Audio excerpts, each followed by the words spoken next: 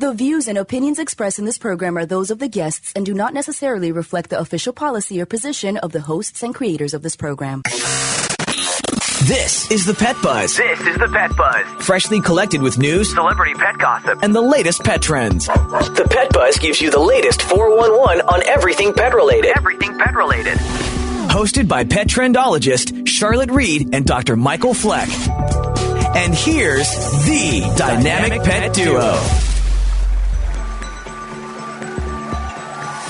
Good morning, I'm Petrendologist Charlotte Reed. And I'm veterinarian Dr. Michael Fleck. You're listening to the Pet Buzz, the ultimate in pet talk radio, where we want to help you take better care of your pets. We welcome our listeners who tune in each week from around the world. You know, this week on the show, we're talking about the reasons cats pee on your clothing. How yucky. Mm-hmm. Well, our feline behaviorist, Dr. Diane Delmain from Auburn University, is going to answer your questions about how to deal with this frustrating problem. So if you're a cat owner, this Q&A session is being held in segment number 4. P.U. What's that smell?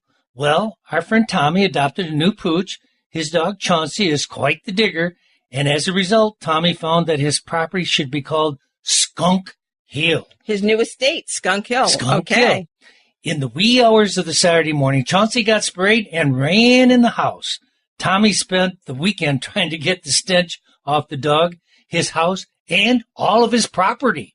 In segment 3, we brought in a skunk expert, chemist, Dr. William Wood, to help prevent this from happening to us. And Que Sera Sera was the theme song of the Doris Day Show. Doris passed away this past week, but on the show today, we're going to talk about the animal legacy that she leaves behind in the celebrity news portion of the show.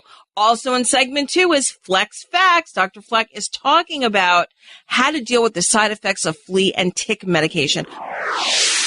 But now let's kick off the show with our first guest, Steve Haskin, senior correspondent at the Blood Horse, who's holding on the phone. Good morning, Steve. Good morning. How are you? I'm great. The last time we had you on the show, you were gung-hung about Omaha Beach. It was a Derby scratch a few days later, but that's old news. So let's talk the Derby hot mess with maximum security and country house. I still like Omaha Beach. Of course you do. Of course you do. Me too. Well, you know, it was set up perfectly for him. The track was sloppy, which he loves. Speed was holding up throughout the whole race, and he would have been sitting right off the pace. He was the best horse in the race. He would have beaten those horses. But what can you do? That's horse racing, as they say. But the way the race turned out was a total mess. I'm sort of ambivalent about the disqualification. At first, I was appalled by it. You know, I look at it in different angles, and sometimes I look at it and I could see where the horse came out, and I could see the problem that was caused. Other angles, you look at it and it didn't look as bad. And then you look at some angles, you know, where they have the super slow motion, and it did look like War of Will's feet actually clipped Maximum Security's back legs, you know, when he came back with cuts on him. So maybe that caused it. Maybe that, you know, by hitting him in the back, it spooked him, and he ducked out. War of Will, you look at it, you say, you know, he really shouldn't have been there in the first place. You know, it all depends on how you look at it. You know, the bottom line is that it's just sad for all parties involved, even the winners, because I spoke to Bill Mott. I was in Saratoga over the weekend, and I spoke to Bill Mott, you know, for like an hour, and you could see, you know, everything was tempered. I mean, he didn't act like a person who had just won the Kentucky Derby, and he didn't even do that on Derby Day. He realized it was bittersweet, and he realized that his horse was not the best horse in the race, and he wasn't bothered at all. So it was a crazy set of circumstances. The stewards don't have a steward's inquiry, number one. Number two, the first jockey that claims foul is a jockey that has absolutely nothing to do with the incident, and the jockey that was hurt the most by it doesn't claim foul. So, I mean, none of that makes any sense. It just makes it really a messy situation. But I think really this will have a long-term... And to exacerbate the situation, they suspend the poor jockey 15 days, which is unheard of. That jockey did not do anything deliberate. It was not careless riding. He tried his best to get that horse to come back in again.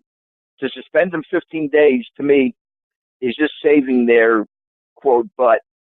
Because if there's legal action coming, I think the legal action is coming, and I think that the situation and the potential lawsuits that are coming down the pike are going to affect derbies to come. I mean, at the end of the day, definitely. I mean, the weather had a lot to do with what happened. Who knows? I mean, so how is the absence of country house and maximum security going to affect the Preakness? Well, I don't think the absence of country house is going to affect it at all, because a lot of people really, don't recognize him as the true winner. Mm-hmm. A lot of people still recognize maximum security as the true winner. Like President Trump. Exactly. Now, even people who agreed with the disqualification agree that maximum security was the best horse in the race. That he was the horse that deserved to win. He was the best horse in the race. That's even the people that were pro disqualification. He was the best horse in the race. With his style of running, he would have added a lot to the Preakness. Even coming back now, looking for retribution, to come back and beat these horses and show that he was the best horse. But unfortunately, it was a combination. He did suffer the cuts, but I think the real reason he's not going is that the owner is so upset about this. He's so sickened over it. He doesn't want to have anything to do with the Triple Crown anymore. I know. He said Churchill Downs was really greedy. I mean, like, if you look at it like this way, the payout would have been $42 million on that one race, something along those, versus what was the payout on people who put money on country house.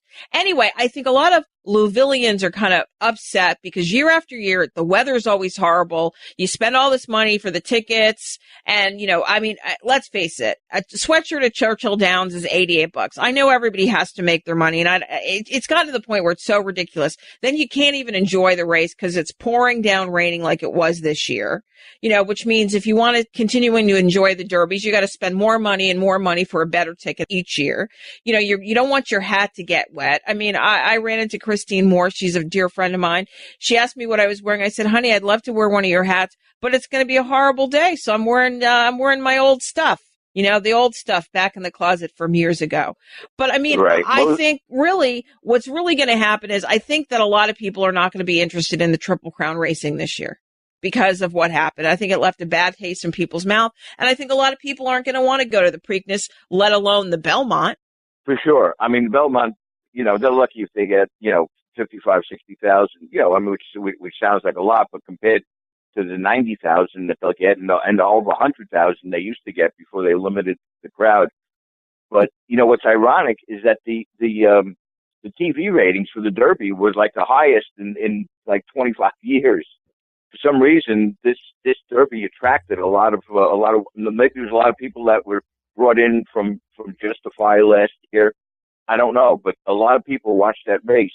And now the Preakness and the Belmont are just going to be races. They're not going to have that same Triple Crown feeling to them. No. Because people are going to look at it like saying, well, we got a bunch of leftovers from the Derby and we don't have the excitement. And we got sick horses. We got a few horses that were supposed to, or maybe thinking about, or the owners were thinking about running the parade. Now they're sick.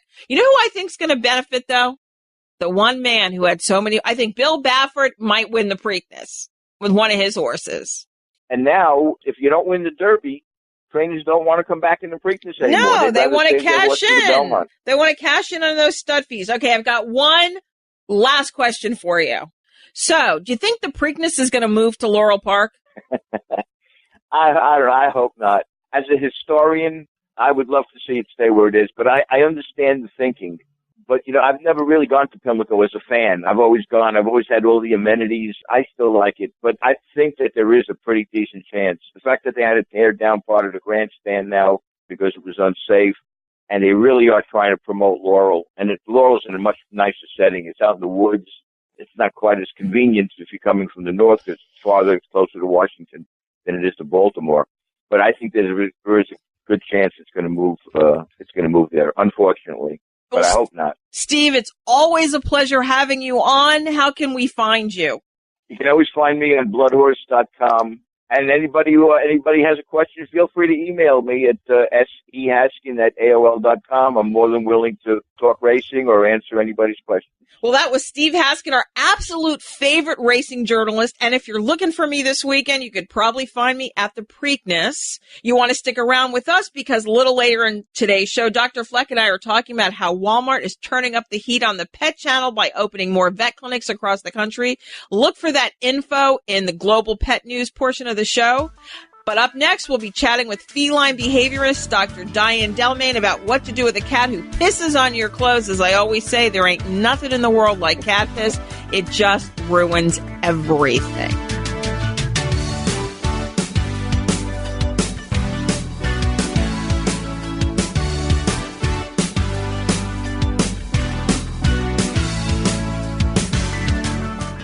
When your doctor recommended omega fatty acids as a daily supplement, he told you that they promoted better heart, brain, skin, joint, and immune system health.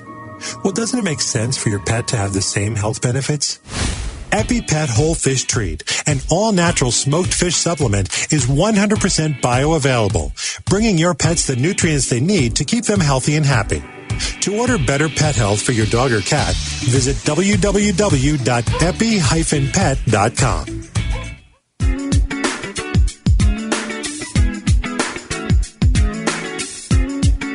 Hey, I'm Petrendologist Charlotte Reed, and research shows walking at least a half an hour every day can reduce a person's risk for heart disease and other serious illnesses. So regular walking is a great way to live a long and happy life. For most dogs, an hour of physical activity each day is necessary and will help them lead healthier lives free of disease. Walking a dog does not only have a physical benefit, there are plenty of psychological benefits for both the dog and the owner. There are so many smells, sights, and sounds in the outdoors that a dog is mentally stimulated every time he or she walks out the front door. Taking a dog on a walk will also help to solidify the strong bond between you and your animal. Give your dog some positive attention by doing what he or she loves. Take your dog out for a neighborhood walk today.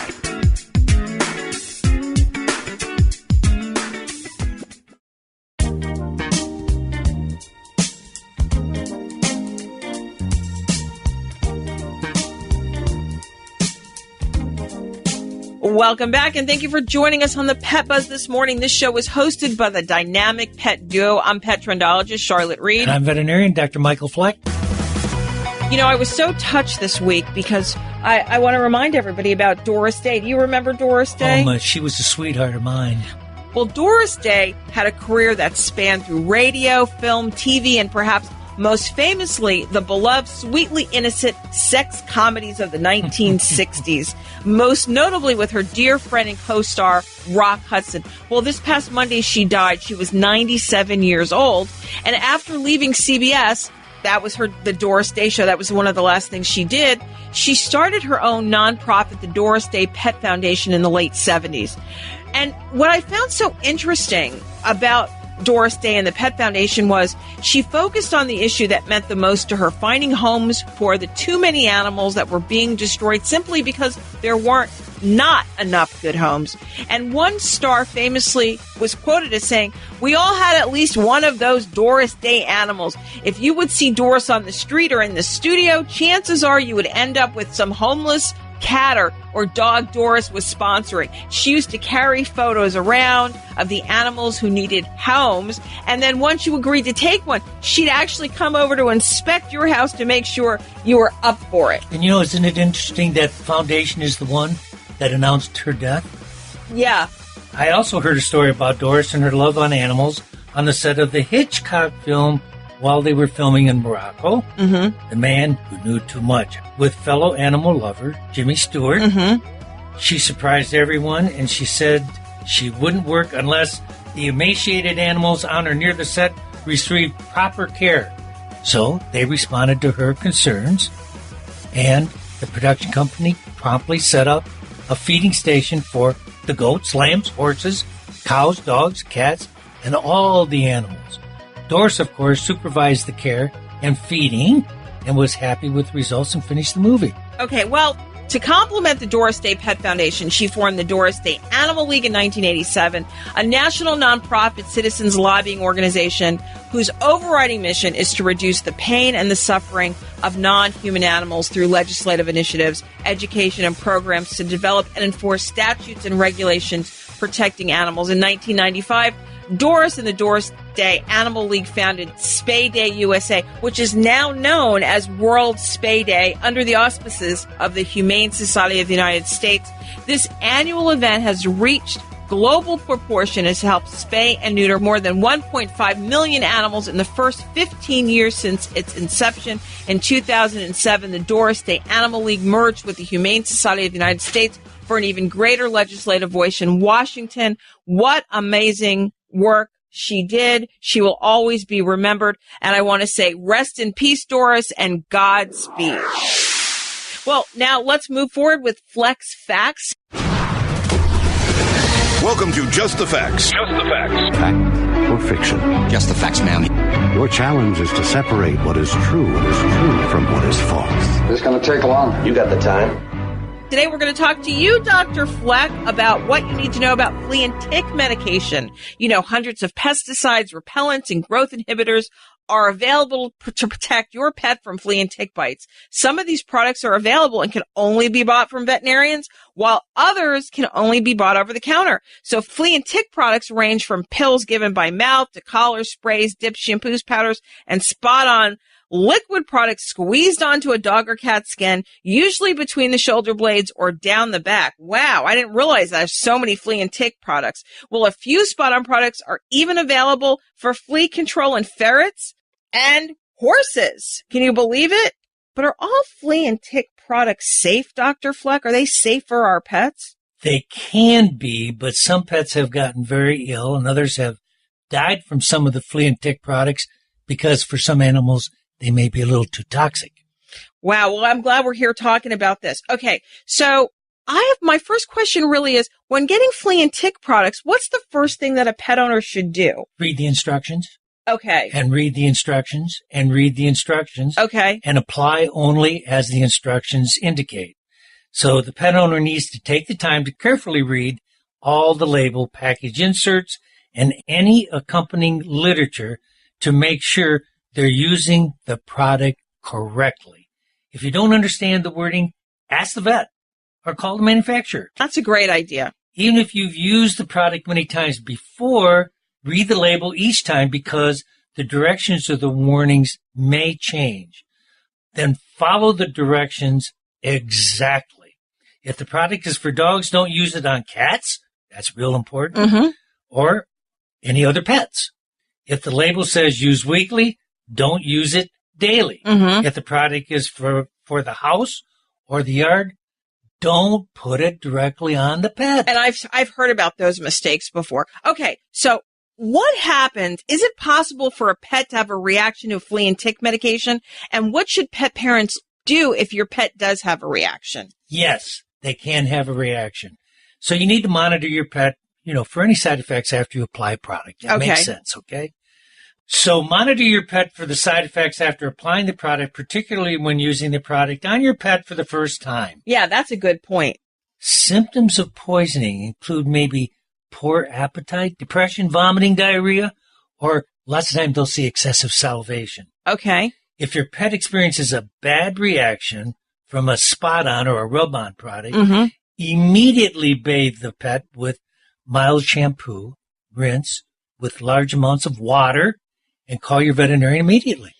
Yeah, I never thought about bathing your pet, but I guess you want to bathe all that toxic product out. Mm-hmm. Okay. Now, what if you live in a home with multiple cats, like dogs and cats? Well, especially if you're using a rub-on or a spot-on, mm-hmm. and the other animals rub-on or spot-on, particularly dog products that with cats around, the cat comes up, rubs on the dog, then that might be too toxic for the cat. So make sure that you separate after applying the product until it dries to prevent one animal from grooming another or ingesting the drug or the pesticide. I always wondered, what organizations regulate flea and tick medication? Well, they're regulated by either or the FDA and the Environmental Protection Agency. The FDA is responsible for regulating animal drugs. However, some products to control external parasites come under the jurisdiction of the EPA. FDA and EPA always work together to ensure adherence to all the applicable laws and regs. In general, flea and tick products that are given orally or by injection are regulated by the FDA. But before an animal drug is allowed on the market, the FDA must approve it. Before a pesticide can be marketed, the EPA must register it. That's good to know. Well, any last words of advice? Wash your hands. Every time you apply any product, especially topicals, wash your hands immediately and use protective gloves if you possibly can when applying that.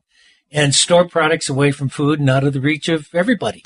Great advice. Thank you so much, Dr. Fleck. Well, we're going to take a commercial break, but still to come on the Pet Buzz, global pet news about how Walmart is expanding its pet business. Also in segment 4, we'll be getting advice about cats peeing on clothes. But up next, we're talking about you and Fido getting skunked. You are listening to The Pet Buzz with Petrendologist Charlotte Reed and veterinarian Dr. Michael Fleck. We would love to communicate with you via social media. Use the Pet Buzz social media channels on Twitter and Facebook to make a comment or ask a question. Post a picture of your pet on Instagram and tell us about his or her unique personality. You can also write to us at team@thepetbuzz.com. For more information about our show, our guests, and buzzworthy freebies, visit us at thepetbuzz.com. I used to move a lot, but then one day the human said I could stay. They say a lot of words like no and don't chew on that.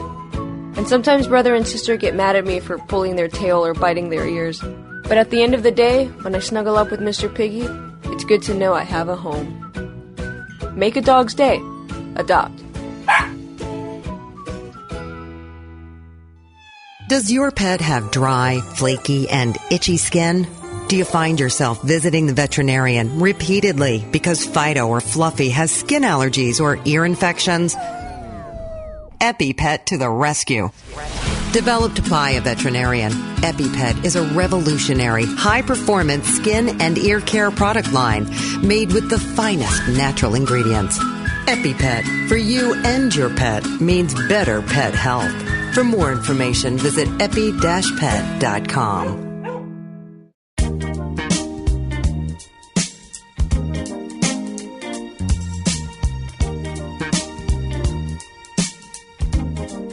Welcome back. You're listening to the best in pet talk radio. I'm Petrendologist Charlotte Reed. I'm veterinarian Dr. Michael Fleck. You know, Dr. Fleck, before we bring on our next guest, I just want to tell you about the thing in my life that I cannot live without. You know what it is? No. It's my Bissell Power Fresh Deluxe Steam Mop Hard Floor Cleaner.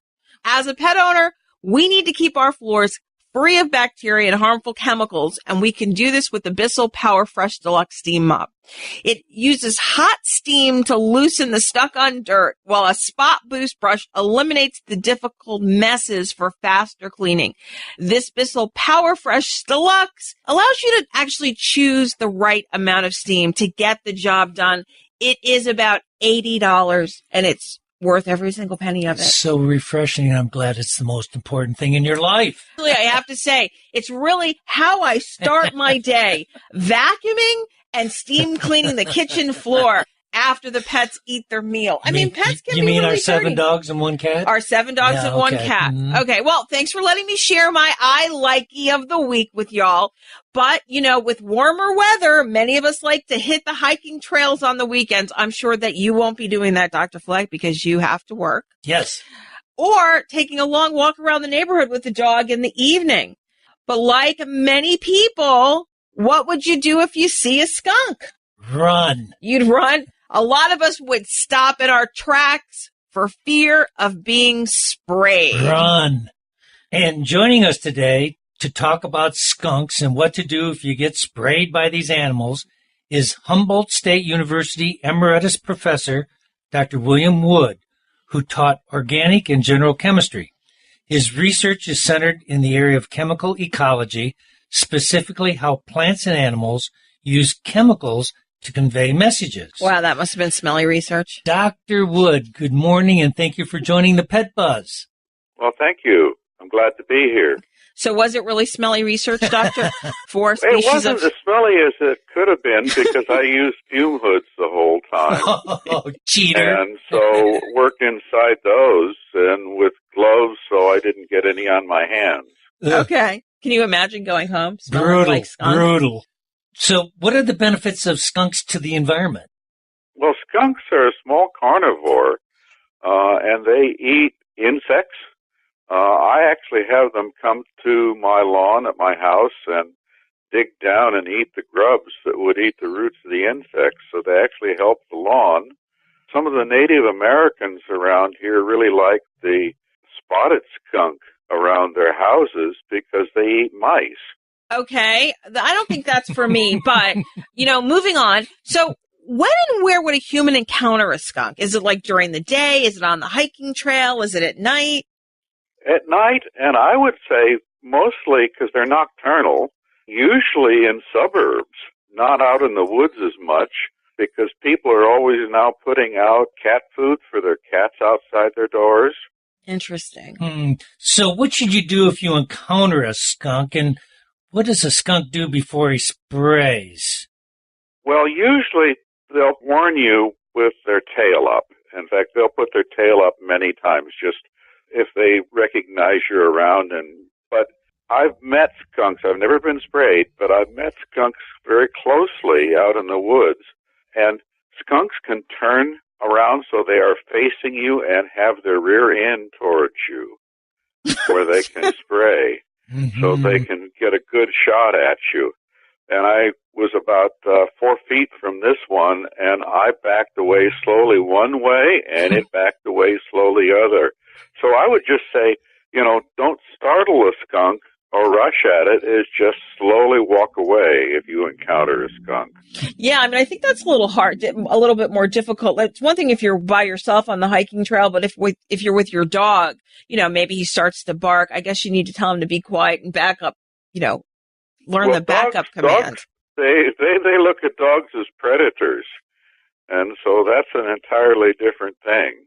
They would view that as someone might attack them, and so they will spray then very frequently if they are scared of a dog. And so you never want to alarm a skunk, especially if you have a dog. If a dog lunges at it, they're likely to spray. Yeah, it sounds like if you're with your dog on the hiking trail, you're screwed. Well, if you've just joined us, we're talking with Dr. William Wood from Humboldt State University about skunk spraying. Okay, so how and what does the skunk spray? You told us that. He turns and looks at you, and then it's got his booty up in the air and then sprays you. But why does it smell so nasty? Well, it has a chemicals called thiols in them, and they have sulfur in a reduced form, and our nose is probably more sensitive to sulfur compounds of that type than any other chemical. And I imagine most mammals are the same way because they're scared off by the skunk spray. And you can smell skunk spray in 1 part per 10 billion. Ugh. Yeah. I've been lucky. I never gotten sprayed by it. So how do you get rid of that pungent smell? Well, there's several ways to do it. First of all, if it's outside, you just let it go. It'll waft away. But if you get it on your clothes, bleach works very well. A dilute bleach because it changes the chemical to one that's not smelly. It's very close to the detergent in toothpaste chemically. And if it's on your animal, first of all, don't bring your animal inside the house. I've heard of more people doing that. And then a mixture of 1 bottle or quart of hydrogen peroxide, 3%, half a cup of baking soda, and a little bit of soap was developed by a fellow named Paul Kerbaum, and it works wonderfully. I put it on a website, and within about 5 years had 500,000 visits. Oh, my gosh. That's a lot of people getting sprayed, or a lot of pets getting sprayed. You said hydrogen peroxide, baking soda. What was it? And a little bit of dish detergent. And and a little bit of dish detergent. We'll go to your website to get that. We'll make sure It's on almost every website now. Okay. Wow. And that works? Do you have to do it once or twice? Or you might have to do it twice, but I've gotten more emails from people saying, well, we brought the dog into the bathtub, and the dog doesn't smell anymore, but how do we get it out of the house? Okay, so make sure you've got a leash and collar outside just in case you can attach the dog while you collect all your supplies. Okay, other than the stench, are skunks dangerous to humans? Do they carry diseases? They carry rabies at times. Okay. And so that would be the only case that I know that they would be dangerous to humans. The spray actually could be toxic in large concentrations. There have been dogs who have died, these little terriers that they've used to go underground during fox hunts. Mm-hmm. And the terrier gets down there and gets sprayed by massive amounts of skunk spray and have actually died. Wow. But I don't think that it would be, humans are not going to crawl down in a hole and have a skunk keep spraying them. For those people that have skunks around their house that don't want them there, how do they get rid of them?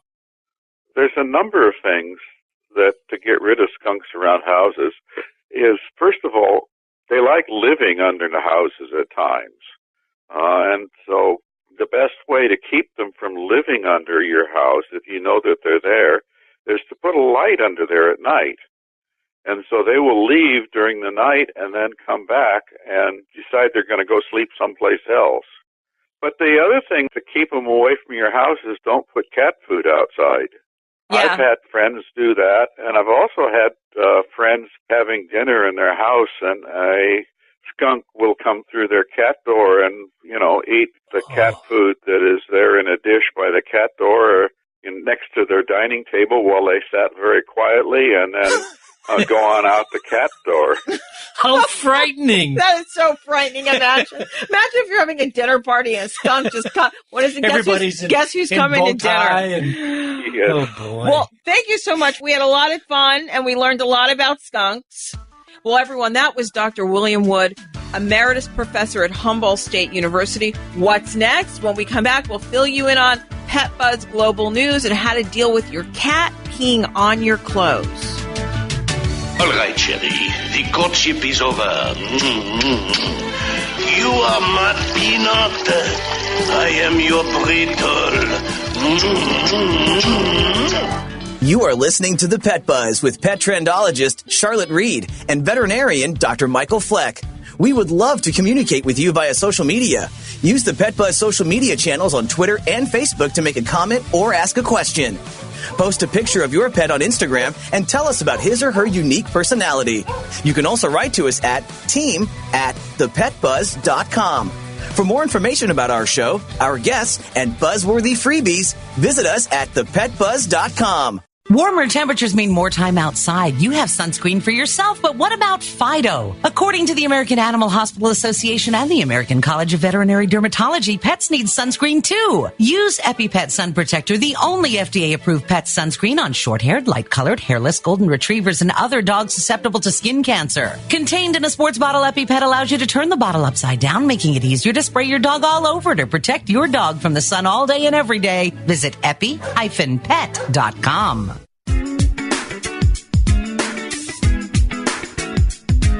How often should you bathe your pet? Well, I'm Petrendologist Charlotte Reed, and I'm asked that question often. How often you should wash your dog depends on a number of factors, including his health, breed, coat, and activity level, as well as where these activities are taking place. Dogs who spend days outside rolling and things are going to need a bath far more often than the ones who spend most of their time on the couch.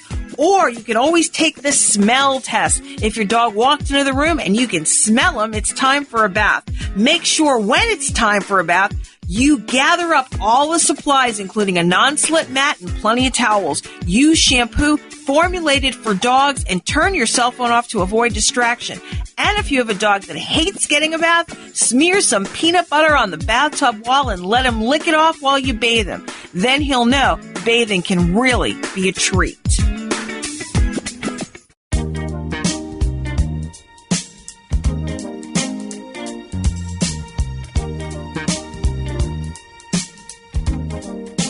I'm Petrendologist Charlotte Reed. And I'm veterinarian Dr. Michael Fleck. Here at the Pet Buzz, we are urban, suburban, and country. And now, Pet Buzz news from around the globe. Well, now it's time for our big news. The biggest news of last week. Did y'all hear about Walmart?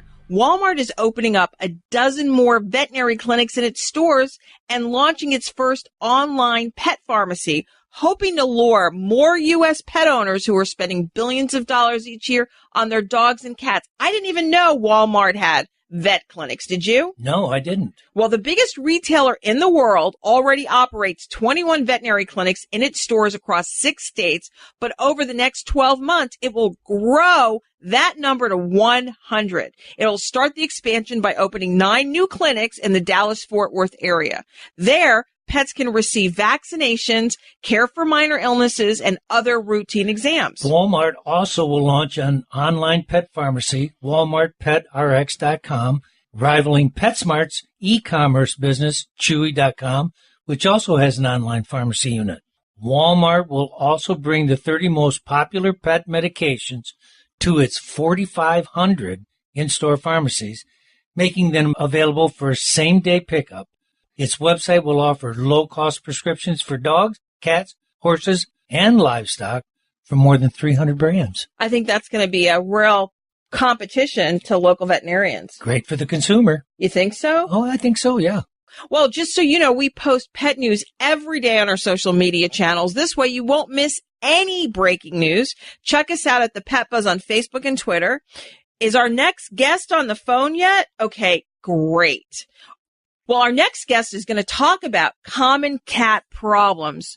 So one of the biggest problems I hear from my friends, now I've never had this problem, but you've probably had this problem come up in your office, Dr. Fleck, correct? Many clients come with this problem. What do you do when your cat pees on your clothes? Well, it creates 2 major problems. Firstly, it ruins your clothes. It can be very difficult to get the smell of cat urine out of the fabric. And secondly, you're worried about your cat's health. What could possibly be causing your cat to spray your clothes, whether it's on a regular basis or whether it's all of a sudden? Erratic, yeah. Yeah. So, veterinary behaviorist Diane Delmain is here to tell us. Dr. Delmain is a diplomat of the American Board of Veterinary Practitioners in the feline specialty. She joined the faculty at Auburn University Veterinary Clinic in 2018. Good morning, Dr. Delmain, and welcome to the PetBuzz. Well, thank you. I'm so happy to be here. Knowing that you would be with us, Dr. Delmain, we have many frustrated listeners who wrote in to ask you questions about their cats urinating on their possessions. So we're going to start with Shoshana. She's from New York City, and she tweeted us, "Why is Dexter peeing all over my clothes?" Hopefully she's not wearing them at the time. First of all, we have to figure out, is this a medical problem or is it a behavior problem? Cats can also get this kind of crazy condition called interstitial cystitis, which is where behavior and medical problems actually overlap. And stress can activate pain and inflammation pathways in the bladder. When we talk about stress, my goodness, cats can be stressed by a lot of things. They're actually social little animals. They're very territorial. And then they can be fussy about their litter boxes. So we really probably need to get a lot more information to figure out which way to go with that. I think that's a good point. So remember when you were talking to your vet people out there, our listening audience, really kind of fill in the picture for your veterinarian or your cat behaviorist. Yeah, and don't try to solve the problem yourself. Ask the veterinarian to help. Get an expert. So from Pittsburgh, we got Dan the Cat Man, and he posts something on our Facebook page. "We just moved and my kitty Boo is peeing on everything. Please help." Oh, Catman, that is terrible. I guess my first question would be, were there cats in this house before he moved in? Or maybe are there cats outside that his cat is reacting to? A lot of people think that cats are not very social, but they really are. Cats will divide into what we call affiliated groups, which are friends, and non-affiliated groups, which are not friends. They communicate primarily by scent. They like to rub their cheek glands on things like the corners of your rooms, which we find acceptable. But when they mark with urine, it's really not acceptable. I would suspect his cat is reacting to some non-affiliated cats. He needs to clean his house so that they can't smell it, and maybe block views and figure out if they're outdoor cats he needs to react to. Now, we also don't know if Kitty Boo is a male or a female, and both female and male cats, do they both spray? Oh, absolutely. Okay, so that's and good they to can know. Be, yeah. Okay, so this next question is from Maya from Jackson, Mississippi. She sent us an email that her cat cries and howls when he visits the litter box, but then he eventually will pee on her bed. What does she do? Well, I am really concerned that Maya's cat is in pain. He needs to go to the vet today. There are a lot of things that can cause pain in the bladder in cats. Of course, inflammation, but this is a cat who could have crystals or stones. He's a male cat, which means that he's at risk of a potentially fatal bladder obstruction. People always think that these cats have bladder infections, but they're actually quite rare, particularly in young cats. Only about 2% of young cats actually have bacterial infection. So Drew and Guy wrote that they just moved again and somehow their cat's litter box had gone missing. Okay, it's gone. So they got a new one, but a different type of litter box, and their cat Major Whiskers refuses to use it, but prefers to pee on their dirty laundry. They know that this has never happened before when they moved, and they've moved many times. So what does this all mean? Cats are really particular about elimination. In the wild, cats prefer a loose sort of soil. They like to go on the edge of their territory, and they really want to feel safe and have privacy. So ideally, we want to sort of try to provide that for cats in the house. A litter box should be about 1.5 times the length of a cat, so many commercial boxes are too small. Cats prefer unscented litter. They don't like lids in general. It's really unnatural for a cat to go in a cave. And then it has to be clean. We really need to scoop it every day, dump it every week. I'll say no one likes a dirty bathroom. And just an analogy is, I know that there's one gas station that I will never stop at again when I travel. So in other words, Drew and Guy need to get that litter box Get it back. Absolutely. Yeah. Well, Dr. Delmain, we appreciate you coming and helping to cure some of the anxiety of some of our feline pet owners out there. But before you leave, could you please be so kind as to give us your website so we can learn more about you and cat behavioral problems? Well, sure. I am on the Auburn University website under faculty. I am the feline specialist here. So that's where you can find information about me.